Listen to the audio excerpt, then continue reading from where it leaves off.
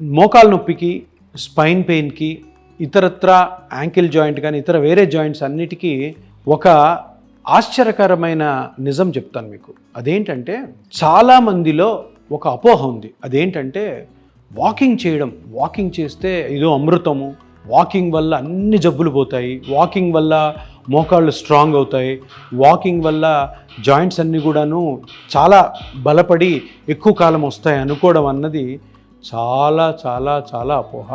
అటువంటిది మీరు నమ్మకండి, అటువంటి పనులు చేయకండి. సరే మరి మీరు వాకింగ్ చేయకపోతే ఎట్లా సార్? అందరూ వాకింగ్ చేయాలంటే చేయాలి.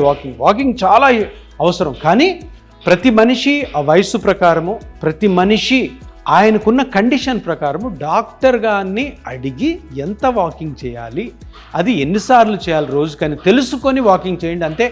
అంతేగాని డాక్టర్ వాకింగ్ చేయమని గుడ్డిగా గంటల తరబడి వాకింగ్ చేయడం, కిలోమీటర్లు వాకింగ్ చేయడం వల్ల మీ మోకాలు అరిగిపోతాయి, మీ హిప్ జాయింట్ దెబ్బతినొచ్చు, మీ స్పైన్ దెబ్బతినొచ్చు, మీ యాంకిల్ జాయింట్ కూడా పాడవచ్చు.